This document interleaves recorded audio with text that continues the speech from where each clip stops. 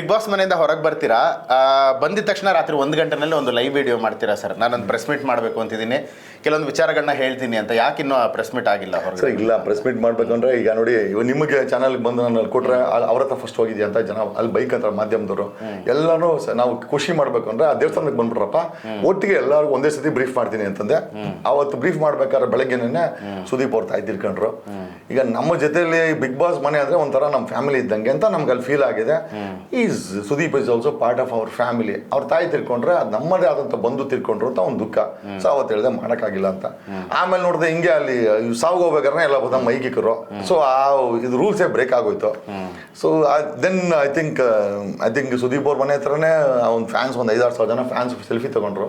So ಇನ್ನು public introduce ಆಗ್ಬಿಟ್ರಿ ನಾವು, ಇನ್ನು ಪ್ರೆಸ್ ಬ್ರೀಫ್ ಮಾಡಿ ಪ್ರಯೋಜನ ಇಲ್ಲ ಅಂತೇಳಿ ಮಾಡಕ್ಕೆ. ಆ ಟೈಮಲ್ಲೂ ಜೈಕಾರ ಹಾಕಿದ್ದೆಲ್ಲ ನಾನು ಕೇಳಿದೆ, ವಿಡಿಯೋಸ್ ಎಲ್ಲ ತುಂಬಾ ವೈರಲ್ ಕೂಡ ಆಯಿತು. ಓಕೆ, ಬಿಗ್ ಬಾಸ್ ಮನೆ ಫೀಲ್ ಹೆಂಗಿತ್ತು ಸರ್ ಹೋಗಿ ಬಂದಿದ್ದು? It was nice sir. Possibly ನಾನು ಮಿಸ್ ಮಾಡ್ಕೊತಾ ಇದ್ದೆ ಅನ್ಕೊಂತೀನಿ ಹೋಗಿಲ್ಲ ಅಂತಿದ್ರೆ. ನಾನು ಆಕ್ಚುಲಿ ಹೋಗೋ ದಿವಸನೂ ಕೈ ಕೊಟ್ಬಿಡ್ಬೇಕು ಅಂತ ಇದ್ದೆ. ನನ್ನ ವೈಫ್ ಸುದೀಪ್ ನೋಡ್ಬೇಕು ಅಂತ ಕರ್ನಾಟಕ ಕಾರಲ್ಲಿ ಕೊಂಡಿಸಿದ್ಲು.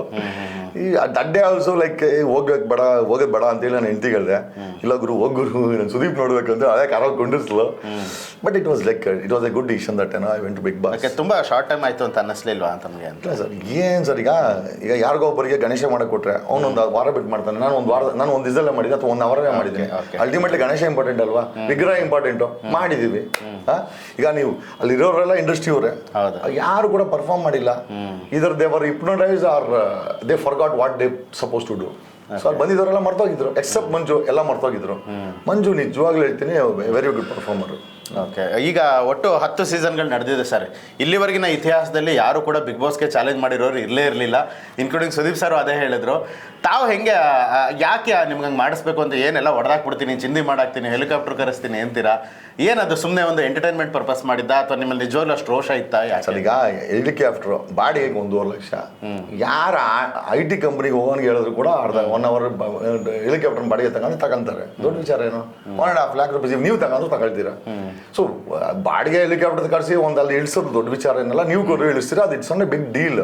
ಬಟ್ ಎಕ್ಸ್ಪೋಸಿಂಗ್ ಪವರ್ಫುಲ್ ಪ್ಲಾಟ್ಫಾರ್ಮ್ ಇದೆಯಲ್ಲ, ಅದು ತುಂಬಾ ಕಷ್ಟಕರವಾದ ಕೆಲಸ. ನನಗೆ ಅನುಭವ ಇದೆ. 2010ರಲ್ಲಿ 51 ಜನ IPS ಆಫೀಸರ್ಸ್ ಆಫ್ ಕರ್ನಾಟಕ ಅವರು black listed for not declaring their assets to the union home ministry. 51 ಜನ IPSಗಳನ್ನ ಬ್ಲಾಕ್ ಲಿಸ್ಟ್ ಮಾಡೋನ್ಗೆ ಬಿಗ್ ಬಾಸ್ ದೊಡ್ಡ ವಿಚಾರನ? IPS ಆಫೀಸರ್ ಒಬ್ಬನ್ನ ಪೀಸಿಂಗ್ ಮಾತಾಡ್ಸಕ್ಕಲ್ಲ ಜನ, ಒಬ್ಬ ಪೀಸಿಂಗ್ ಮಾತಾಡ್ಸೋ ಅಂತ ಗಡಗಡ ನಡ್ಕೋಗ್ಬಿಡ್ತಾರೆ.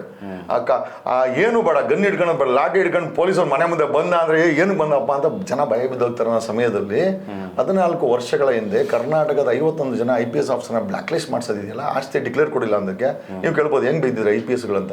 ಸೊ ಸಮಾಜವನ್ನ ಲಾ ಅಂಡ್ ಆರ್ಡರ್ ಮೇಂಟೈನ್ ಮಾಡೋಂಥ IPS ಆಫೀಸರ್ಗಳು ಶುಚಿಯಾಗಿರ್ಬೇಕು, ಭ್ರಷ್ಟಾಚಾರ ಮುಕ್ತವಾಗಿರ್ಬೇಕು. ಈಗ ಅವರೇ ಶುಚಿಯಾಗಿಲ್ಲ ಅಂದ್ರೆ ವ್ಯವಸ್ಥೆ ಕೆಟ್ಟೋಗಿದೆ ಅಂತ. ಹಂಗಾಗಿ ಅವತ್ತಿಂದ ನಮ್ಮ ಪೊಲೀಸ್ ಮೇಲೆ ಹೋರಾಟ ನಡೀತಾ ಇದೆ ಸರ್. ಓಕೆ ಸರ್, ಈಗ 10 ಸೀಸನ್ಗಳಾಯ್ತು. ಯಾವುದೇ ಸ್ಪರ್ಧಿಗಳು ಕೇಳಿದ್ರು ಈ ಒಂದು ಪ್ರಶ್ನೆನ ಎಲ್ಲರೂ ಏನು ಉತ್ತರ ಕೊಡ್ತಾರೆ ಅನ್ನೋದು ನಮಗೆ ಗೊತ್ತಿದೆ. ಆದ್ರೆ ಜಗದೀಶ್ ಅವ್ರು ಏನು ಉತ್ತರ ಕೊಡ್ತಾರೆ ಅನ್ನೋದು ಬೇಕು. ಬಿಗ್ ಬಾಸ್ ಅನ್ನೋ ಸ್ಕ್ರಿಪ್ಟೆಡ್ ಸರ್?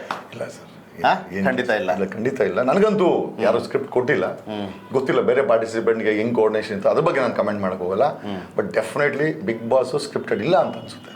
ಈಗ ನನಗಂತೂ ಕೊಟ್ಟಿಲ್ಲ ಸರ್. ಈಗ ಅಷ್ಟು ಜನಕ್ಕೆ ನೀವು ಒಬ್ಬರೇ ಅಪೋಸ್ ಆಗಿ ಮಾತಾಡ್ತೀರಾ, ಎಲ್ಲರನ್ನೂ ಎದುರಾಕೊಂತೀರಾ, ಅವ್ರನ್ನೆಲ್ಲ ಟ್ರಿಗರ್ ಮಾಡ್ತೀರಾ. ಸೊ ಅದೇನು ಪ್ರೀ ಪ್ಲಾನ್ ಇತ್ತಾ ತಮಗೆ ಹೋಗೋದಕ್ಕೆ ಮುಂಚೆನೇ? It was customise plan to checkmate. ಈಗ ಒಂದು ಚೆಸ್ ಗೇಮ್ ಅಲ್ಲಿ ಆಟ ಆಡ್ಬೇಕಾಗಿಲ್ಲ, 2 ಸ್ಟೆಪ್ ಅಲ್ಲಿ ಮುಗಿಸ್ಬೇಕು ಅಂತ. ಸೊ ನಂದು ಸ್ಟೆಪ್ ಇದ್ದಿದ್ದು ಅವ್ರನ್ನ ಹಿಪ್ನೋಟೈಸ್ ಮಾಡ್ಬೇಕಂತ, ಅವರ ಎಂಟೈರ್ ಕಾನ್ಸಂಟ್ರೇಷನ್ ನನ್ನ ಮೇಲೆ ಬರ್ಬೇಕಂತ. ಯಾಕಂದ್ರೆ ಆಲ್ರೆಡಿ ನಮ್ಮ ಮಂಜು ನನ್ನ ವಿಲನ್ ಮಾಡ್ಕೊಂಡಿದ್ದ. ಸೊ ಎಂಟೈರ್ ವಿಲನ್ ಗ್ಯಾಂಗ್ಗೆ ಸೇರಿಸ್ಕೊಂಡೆ. ಆಮೇಲೆ ಅವ್ರನ್ನ ನನ್ನ ಮೇಲೆ ಕಾನ್ಸಂಟ್ರೇಷನ್ ತರೋದ್ರಿಂದ ಅವ್ರ ಪರ್ಫಾರ್ಮೆನ್ಸ್ ಮಾಡಲ್ಲ, ಆಕ್ಟಿವಿಟಿ ಮಾಡಲ್ಲ.